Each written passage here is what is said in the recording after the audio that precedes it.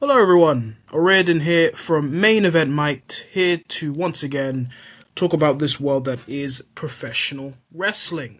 In this video or this recording, I'm going to be discussing the fallout of what's been going on since all the PLEs or pay-per-views that we've had. Last video discussed AEW Forbidden Door, Night of Champions, TNA Slammiversary, and NXT Great American Bash. And now we are coming out of the fallout of everything. We've had a Monday Night Raw episode, which we've had a lot of a few matches stacked for SummerSlam. AEW Dynamite that just took place, which seems to be shaping potentially a new thought of what could be the main event of All In London. We do have a pay-per-view for AEW coming up, which is AEW Redemption, which will be happening in late July. I believe the pay-per-view time has been moved by an hour, so instead of it being 8 p.m. US time, it's going to be 7 p.m. US time, so here in the UK, that's midnight. That's still terrible for us. I feel like, is he moving this because he's going to potentially add another hour to this show? Is that the reason why he's doing it? But who knows? But yeah, in the talking of AEW and just like All In, I think what was very funny, as you discussed on the last recording about a little bit about the counter program, and it was like with AEW being with NXT and NXT just doing this consistently. What was funny is that while I was watching the NXT show, was that their next event, which will be NXT Heatwave and a AAA show happening on August 30th. The AAA show happening in the morning US time, and NXT will be happening straight after, and it will literally be 6 hours. So 3 hours AAA, 3 hours NXT, literally the same time, or the same times as AEW All In will be doing. And I'm just like, you know what? Like, just a bit. I mean, it's clearly counter programming. It's clearly like, personally, I just don't see the benefit for this for NXT. This is not the NXT of 2019. Where the roster, you could argue, had the quality of, like, let's say an AEW has. This is a completely different NXT, a completely different identity. But this is just WWE doing WWE things of the counter programming. I mean, Tony Khan takes it as a compliment, and I kind of feel like he enjoys this. But it's just so blatantly obvious that they're doing this. But kudos to you. Am I doing it? Probably. Am I watching all those shows? Probably not. I'm sorry. If we're getting Will Ospreay versus Kenny Omega, I'm sorry, I'm picking AEW. Respectfully. But I just found that to be kind of hilarious that they're doing that. But hey, they've been doing this for years. So yeah, let's start with WWE. There's a few things I want to discuss. In the last video, I talked about the matches that were confirmed for SummerSlam. 2 matches that have been confirmed. At the start of Monday Night Raw, we saw Obafemi come out, pretty much declare himself as the king of the ring, and then out of nowhere, Brock Lesnar made his return, saying that I don't watch the shows, Paul Heyman just updates me on whatever's going on, and he told me that you called me some bad names. Lays him out by kicking him in the balls. Oba issued a challenge for SummerSlam. Brock Lesnar accepted, but upped the scale by making it Hell in a Cell. Obafemi versus Brock Lesnar 3 inside Hell in a Cell, which was predicted, mind you, here at Main Event Mike. I have the receipts from Billy. he predicted that, which surprisingly he did. Which I don't know why he has this ability just to predict stuff, but kudos to Billy. But with that, it meant that we're thinking: is Obafemi gonna do double duty? Is he gonna finish off? Pause. Is he gonna stop Brock Lesnar? And then go for the undisputed WWE Championship later on, or whatever world title is going to go for. No, he is going to relinquish his opportunity to go for the world title to stop this Brock Lesnar situation. And of course, this has brought a lot of mixed receptions to it. In my opinion, I'm kind of mixed on it, and I don't hate the decision, but it's once again, it's the concept of, like, if you're gonna break the rules of what you try to do for, like, let's say matches like the King of the Ring, or what things that you do creatively, you're gonna break the bigger rules. Like, look at the brand split. Is the brand split really a strict brand split? Wrestlers can go from one brand to another brand. Liv Morgan going into the Queen of the Ring as the women's world champion when she really doesn't need to, even though you could say her motivations was Rhea Ripley, but it really is because we had nothing for the women, unfortunately. We had nothing for Liv Morgan. And it also kind of brings a position of creative discipline. I understand that the championship will always be there for Obafemi, but it kind of pushes away the essence of narrative discipline that Triple H is trying to put here. Some people might thought, we should have had Roman versus Oba, but I feel like that has always been alluded to potentially next year. I remember the press conference that Roman Reigns had at WrestleMania, after WrestleMania, and he said that Oba's doing good, we'll see how he does at the end of the year. So that was always something that I was thinking this could be potentially something at the end of the year. I would have liked to see Oba at SummerSlam. I think I even said if Oba doesn't win anything by SummerSlam, it's a joke. I think I said on a TikTok somewhere. But it seems like they want to keep this momentum with Brock Lesnar. You could argue that the win at WrestleMania was enough, but they want to push it to two, second and now a third match. I'm looking forward to Oba and Brock inside Hell in a Cell. It'll be intriguing to see what it will look like, because their matches have not been that long. Could they make it longer? Potentially. I do like WWE making Hell in a Cell very occasional. Like, it's not as every year as it used to be. The last time we had a Hell in a Cell match, like I said, was CM Punk and Drew McIntyre. So yeah, I get the frustrations of why people think that this completely defeats the purpose of the King of the Ring. It kind of goes against the rules. But I do think Oba versus Brock is a big match to do at SummerSlam. And the next match, of course, was Roman Reigns defending his World Heavyweight Championship against Seth Rollins. A match made especially from the history, the background of both Roman Reigns and Seth Rollins. 2 out of the 3 members of the Shield. A lot has happened since then. Of course, Seth Rollins betraying the Shield, being the architect, being the visionary, being so many different gimmicks and whatever, but arguably being one of WWE's best wrestlers over the time being in terms of in-ring. And Roman Reigns has become the tribal chief, arguably the biggest star that WWE have had in this current generation. And they've always been interlocked. If it's going back to Seth Rollins helping Cody Rhodes become the undisputed WWE champion and ruining Roman Reigns' long title reign.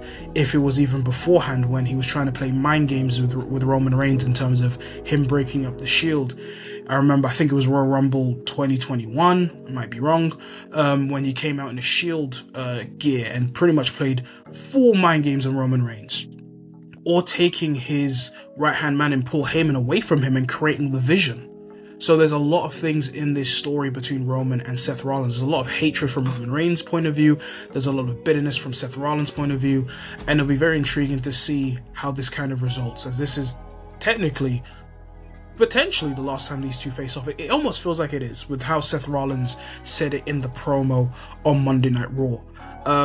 I am looking forward to this match. It is a big match. It was teased ever since, I believe it was the night after WrestleMania when Roman and Seth Rollins had a face-off against each other. So we knew that this was going to happen. I'm looking forward to it. If you were to ask me who I think wins, it's probably Roman. I think Roman's going to keep the belt for a while now. He's going to keep that undisputed World Heavyweight Championship, possibly until Mania.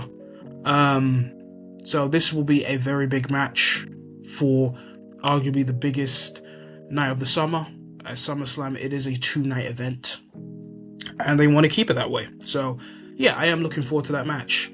There was something I saw I just wanted to kind of briefly speak about, where I think the WWE, to my knowledge, I think they edited the it was the Seth Rollins versus Braun Breaker match, where Braun Breaker was actually bleeding. And I think what they've done is actually blocked Braun Breaker's face because of the blood that was coming out. And look, I do get that I do get where they're coming from. I think what they did is that they blurred his face. They've also replaced the Holy S chants with "This is awesome." And I do get that WWE is they're more of like the family, kid-friendly product that they are than what they were back in, let's say, the Attitude Era, or even a bit of the ruthless aggression to an extent.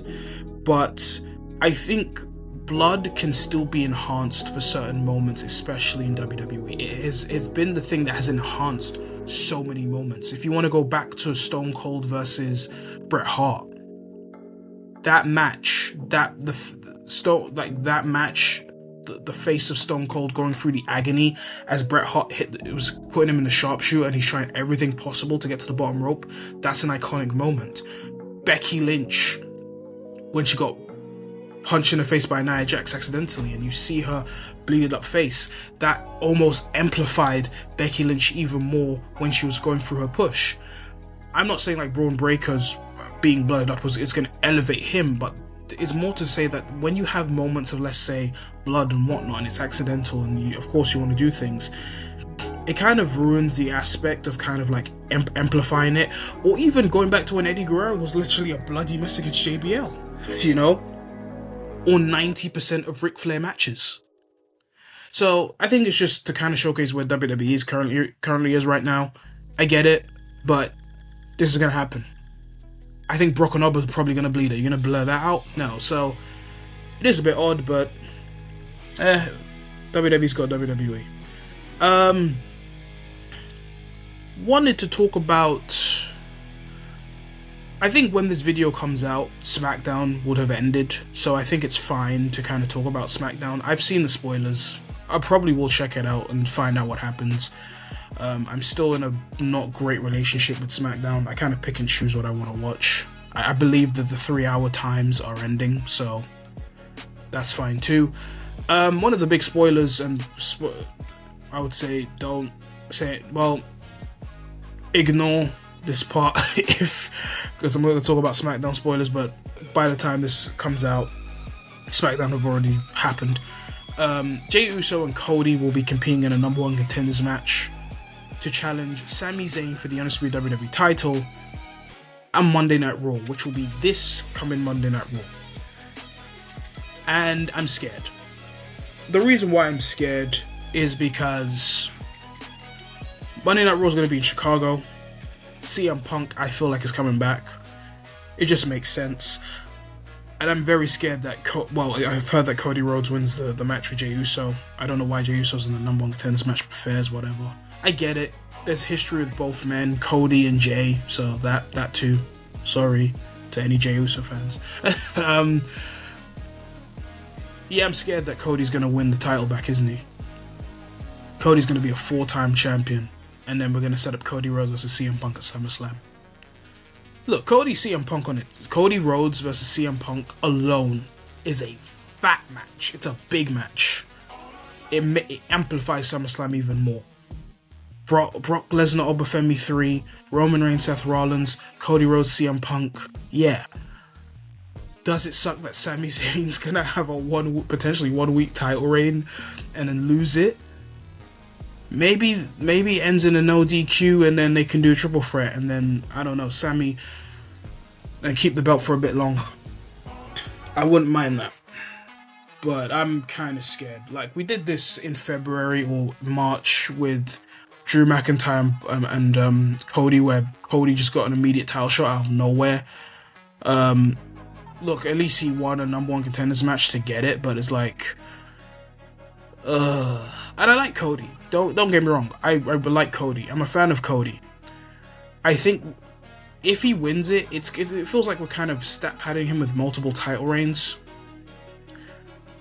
And in my opinion, I just don't think his title reigns have been that intriguing. Apart from what he's done with Kevin Owens, I think the matches he's had with AJ Styles, I think there's one good match he had with Solo Sikoa on a SmackDown inside a steel cage. But apart from that, it feels like the chase he did to get to the world title at Mania 40, that's where it peaked. And then, since then, it's just been kind of meh to me. Like, he's gone to have heel John Cena, which wasn't the greatest. Randy Orton feud where we insert, I can't call him celebrity, but Pat McAfee, who was pretty much playing the 2026 version of Vince Russo. on my television screen. But hey, whatever. I just don't think those things have kind of amplified and helped Cody. But then again, Sami Zayn went from being up a gingerbread man to becoming WWE Undisputed Champion. So that's also another thing that kind of tells you about this world that we are, that is wrestling. Yeah, I'm just scared that Cody's potentially going to become a 4-time champion on Raw. And then that sets up Cody Punk, which I thought that would have happened at Mania, more likely. But I guess not. But yeah, we'll see. We'll see, but I'm also scared. I'm very, very scared. I'm very scared that could potentially happen. But yeah, I think that is what I wanted to talk about in terms of WWE so far. There's also another thing that's potentially to be confirmed, but there will be potentially WWE signings. Has been reported by dirt sheets and whatnot in terms of who could potentially be heading into WWE. If you don't really care for this, then yeah. But I think it's pretty much confirmed that these guys will eventually be in WWE sometime, very, very soon. Just to list them: Baron Corbin, Big Cass, Enzo Amore, Zilla Fatu, Mike Santana, and Hiromu Takahashi. Just want to briefly talk about these guys and where I think they will be in WWE in terms of their positions. If you were to ask me who I think will potentially do the most well in, I think it's probably Enzo and Big Cass, due to the fact that they were a popular act. We're in the business of catchphrases. If you look at Jey Uso with the Yeet, if you look at LA Knight with the Yeah, if you look at Danhausen with the You've Been Cursed, even though I kind of feel like, as popular as he is, and I'm happy for the success Danhausen's getting, I kind of feel like we're just putting him in places, but that's just my opinion. And with Enzo and Cass, they were popular, and I feel like them being popular will kind of help them transition back into WWE. Do I think it will help the tag team division issue? No, but they're a popular act, and I think that's how they'll be presented as. The others is just like, we'll see.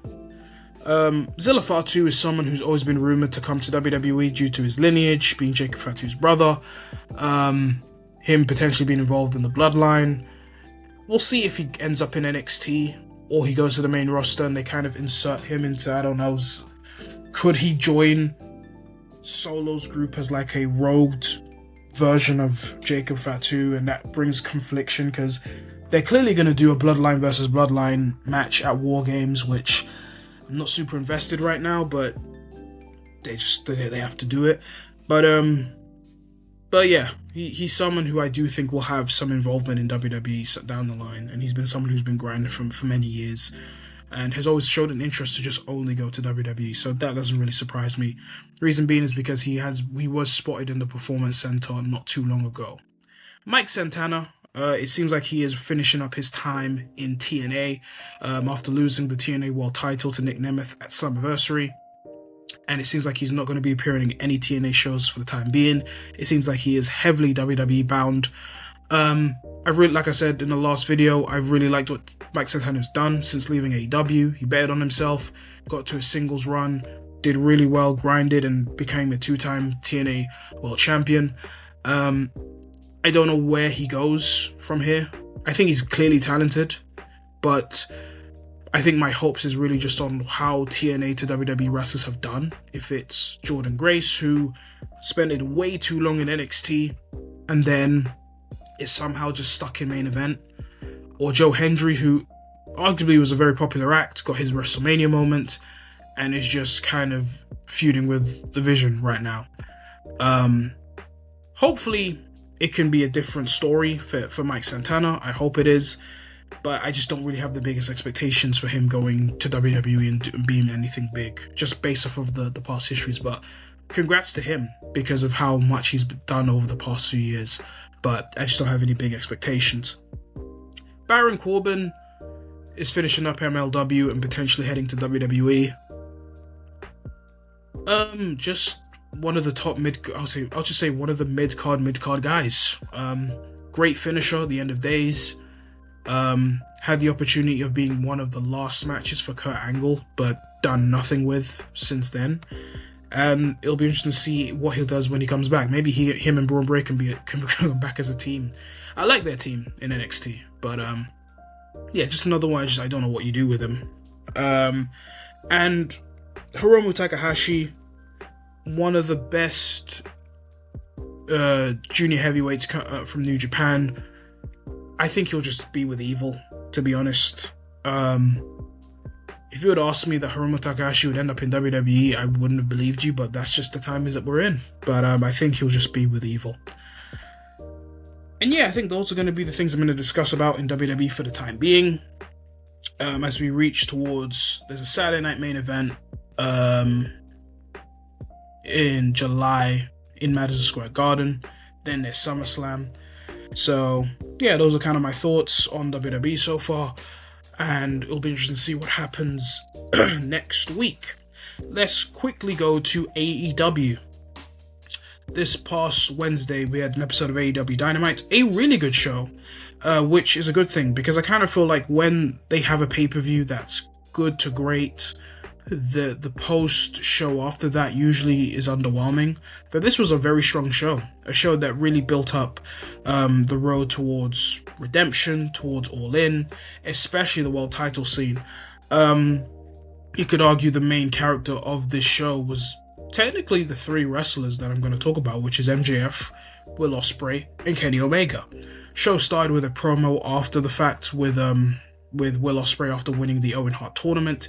He speaks to Jon Moxley, who I feel like is taking this evil Yoda gimmick of just being a mentor to him, and offers him a spot in the Death Riders. Kenny Omega comes out, congratulates him. Will stops him from kind of being like this dad that's trying to be protective of him. Then you had MJF come out, kind of belittling both. Kenny speaks back to MJF, but then MJF pretty much ignores Kenny and says he'll see Will Ospreay at Wembley, bruv. I do like what they are doing with Will Ospreay and Kenny Omega ever since they had those promos at Dynasty, where Kenny Omega is clearly playing the gimmick of the broken down veteran who is trying to recapture what he was, which is to be the AEW World Champion. And Will Ospreay, of course, going through his journey to become an AEW World Champion in his own right. There's a lot of interesting motivations for the wrestlers, especially Will Ospreay and Kenny Omega, to become champion. MJF, of course, being the heel, the insecure, full of himself heel that I think he's done an exceptional job in 2026. If it's the matches with Hangman Adam Page, the matches with Darby Allin, if it's putting over the likes of Kevin Knight, Bandito, and others in matches too. He's had a great 2026, and his involvement with so many other wrestlers have been great. It kind of leads to the question, and then as the show went on, MJF defended his title against Mark Briscoe. Mark Briscoe won his opportunity in the steel cage match at Forbidden Door, but it was MJF who retained his title in a very good to great match. After the match, MJF attacked Mark Briscoe with his diamond ring. Kenny Omega came out, issued a challenge. MJF refused, but then came back and said, "You know what? I'll give you this opportunity, Kenny Omega. If I defend my title and you lose, I'm going to give you the same stipulation as I gave Hangman Adam Page. If you lose, you can no longer, ever, you can never challenge for the AEW World title ever again." A gimmick that has haunted Cody Rhodes, Hangman Adam Page, could potentially be one that can curse Kenny Omega. He gave him until the end of the show for Kenny to deliver his decision.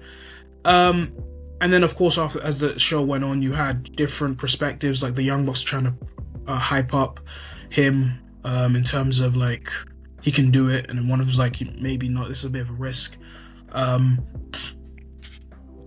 Later on in the show, even before Kenny makes his decision, Will even stops him by saying, "Are you sure you want to do this? This is a big opportunity. This is a big risk for you."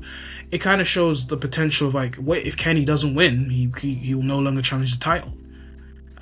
His purpose of wanting to be a world champion again completely goes away. There's been small hints that could Kenny be done with wrestling. I don't think it'll be anytime soon, but it could be sooner than what we think. Especially the age Kenny's going, especially how battle I'm trying to find the word, battle tested his body's been over the years, especially if it goes to his time in Japan, AEW, the injuries he's had, the time he spent away. So he's very selective with like the matches he's part of. I could be wrong, but I think there was a time when they wanted him to wrestle Kyle Fletcher last year, but then because of the injury they stopped. Could be wrong by that, but yeah. But the rest of the show was a good, like I said, I thought it was overall a really good show. Kevin Knight defended his TNT championship against Lio Rush. Andrade, before that match, Andrade is getting good reactions. He has a gimmick, he has a catchphrase of his own. This is ironic. WWE are all about the catchphrases, but Andrade's found his own with his one, with the "How do you know?" And it's good to see that he's broken from the Don Callis family, and he's seeming to keep this momentum. But the Don Callis family attacked him after, and it seems like that is going to be his beef for the time being, until he potentially goes for MJF, if MJF is still champion. Then we had, I said the TNT title match. I thought the survival of the fittest match for the TBS Women's Championship was good. Hikaru Shida won. Surprised that she won it. I feel like as the match was going on, I felt like Persephone and Queen Amana were the two popular acts in the match. I don't mind Shida, but I kind of feel like you could have probably had a different option, in my opinion, in terms of who had the belt. I would have liked to see Queen Aminata had it. Someone who's been in AEW for a long time, it would have been cool to like put the belt on someone like her. But they put it to Shida. That was kind of like the main event match of the show. We had a Jericho and Ciampa segment, which I'm not super invested in this feud whatsoever. Jericho's been fine since coming back to AEW, but I look at Edge and Christian, for example. They had a promo on Dynamite where you can clearly see it works. Edge and Christian, even this version of Edge and Christian works. They're dynamic. Like, Christian just takes everything serious and bluntly, while Edge is just Edge. And it works very, very well. With Jericho, it's clear like he's kind of doing the WWE type things here. But it's not a feud I'm super excited for. I do think Ciampa still had a great year since coming into AEW. If it's the matches he's been involved in. But this is something that I'm not super invested in. And just trying to remember what else happened on the show. Mercedes Moné had a promo about her being an All In and whatnot. Tekla wasn't on the show, but apparently she was on Collision, still dissing Stardom. It'll be interesting to see if they're going to do Mercedes Tekla at All In. Like, heel versus heel, I don't know. Or whoever wins the Women's Casino Gauntlet next week. Because I feel like maybe Willow Nightingale is back, could be coming back as soon as possible, because you saw that promo she put at Dynamite. So could she be coming back very soon? And could she beat Tekla? And then it's Willow versus Mercedes at All In. Because we saw Willow beat Mercedes at the New Year's Eve show last year. But it would suck if Tekla doesn't make it to All In, because I feel like she's done an exceptional job with the title, with her character. So that's also another thing to kind of think about as well. So that's kind of like a tough choice, because like, if Willow is really fit, do you pull the trigger now? But then it's like, Tekla has done so well that she deserves that spot at All In as well. But then I don't know how a Tekla Mercedes feud looks like as a back and forth. If Mercedes is still a heel and Tekla's clearly still a heel, even though the crowd do love her. So that's just another thing too. And then of course the main event angle, we saw Kenny Omega accept the challenge. So next week at AEW Beach Break, which is looking to be a very, very stacked show of wrestling, it will be MJF defending his AEW World Title against Kenny by God Omega. And if Kenny Omega loses, he will no longer challenge for the AEW World Title. Also on the show is actually Konosuke Takeshita versus Kyle Fletcher for the International Championship. That's gonna be a banger. Jericho versus Ciampa, and then of course the Casino Gauntlet match that I referenced, which has Athena, Rena, Sky Blue, and Maya Weldon. Of course, there'll be other people in the match as well. So it's going to be a very stacked episode of AEW Dynamite next week for Beach Break. But yeah, I'm looking forward to that week, and I think the world title picture in AEW is very interesting, especially with what could be the main event. Could Kenny Omega win next week? But then does that pull a rematch for Retribution where he beats MJF again? Like MJF gets an immediate rematch, but who knows? It's similar with like the women's scene and the men's scene. Do you want MJF to not be involved in the world title scene after the year he's had, when he's able to push? But then, of course, in promos, he's been also discussing Hangman Adam Page. He's been referencing Hangman Adam Page a lot in promos. So that's also another thing to kind of think about too, where the presence of Hangman Page, despite him not being here since Revolution, he's still being referenced. And I feel like that is also something that's going to play a part as well. If it's not Beach Break, it's potentially Retribution. Or Redemption, what's that? Retribution? Redemption, where he gets involved. Because he's been gone for a very long time. And I feel like that is something that maybe MJF can pull back to for All In, where he goes against Hangman. What I would be scared of is that, because I can see the motivations. Hangman attacks MJF, or costs MJF the world title because you cost me the world title, I'm going to make sure you never become world champion again. And then they do a match where if Hangman wins, he gets his opportunity to become world champion again, which would be like a bit of a cop-out, because I feel like we wanted it to be a bit longer before he kind of faces the consequences of like, oh, I can't challenge for the belt again, or whatnot, or what yada yada. But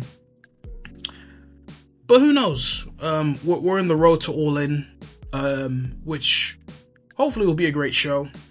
I think the biggest criticism or the biggest potential I saw of this show, which has been discussed, is of course the ticket sales, where it's currently at 25,000, I believe, for Wembley Stadium, which I've discussed with people, but I've also discussed, I don't know if I discussed it here or just maybe with people. I think it's just the diminishing returns. I think if you go to this place so many times, it just isn't going to be effective as much. And I feel like for next time, just do it in the US. I think that's probably your best bout right now, just to go to, like you did last year with All in Texas. Like, do it this time next year. It doesn't need to be London. I think the time for Wembley Stadium is done. I think it's time for you to just kind of explore other places to do all-in shows. You can do shows on the UK soil, and I feel like AEW have done a good job of kind of keeping their status in the UK for these shows. If you want to do it, I think, why not go to, let's say, a different stadium that isn't a Wembley Stadium? It doesn't hurt, but I feel like potentially the look of, let's say, Wembley Stadium with less fans is gonna lead to, of course, the fans are gonna make fun of AEW and say all the jokes about them, which is loser behavior, but that it is what it is. But I still think the show can still be great overall with what the card could be potentially booked. But yeah, that's just kind of me kind of going off about that for some reason. But yeah, I'm intrigued to see what the main event of All in London is going to look like. Is it going to be MJF Will Ospreay? Is it going to be Kenny Omega Will Ospreay? Is it going to be a triple threat? I think that's kind of the intriguing thing about this. It kind of leaves what could that main event at Beach Break next week is going to look like. Is it going to be a decisive win, or is it going to be a DQ, or someone's going to mess it up where they set up a rematch down the line? But we'll see. It'll be intriguing, but we will see. But yeah, I think that's been my thoughts. I think that's everything I've wanted to kind of share or talk about in regards to my thoughts on wrestling so far this week. We have Monday Night Raw, which is looking to be a very intriguing Monday Night Raw in Chicago, with what I believe will be the potential return of a Second City Savior. AEW got a very stacked show with Beach Break, with world title implications as well. Haven't checked out anything in TNA so far. I did hear that Eric Young was released and is looking to become a coach in WWE. But yeah, those are kind of my thoughts. I think the G1 Climax is starting very, very soon in New Japan too. I think they're going to have some matches in Chicago. I'm going to see and try to see if I can catch up with that. And if there's any other shows, I might even check those out as well. But yeah, those have been my thoughts on everything wrestling so far this week. Please like, comment, and subscribe. Let me know your thoughts on anything I've just discussed. If it's regarding what SummerSlam's looking like, what have you been enjoying in terms of WWE? Are you looking forward to SummerSlam? Are you scared that Cody Rhodes is gonna homelander his way into a 4th WWE Undisputed title reign? Are you looking forward to what AEW is doing for their world title scene? What is potentially the main event of All In London? Thank you for anyone who's been able to listen to me talk about wrestling for what is nearly 36 minutes. But I've been Reardon from Main Event Mike. Have a blessed weekend, and I'll catch you guys soon.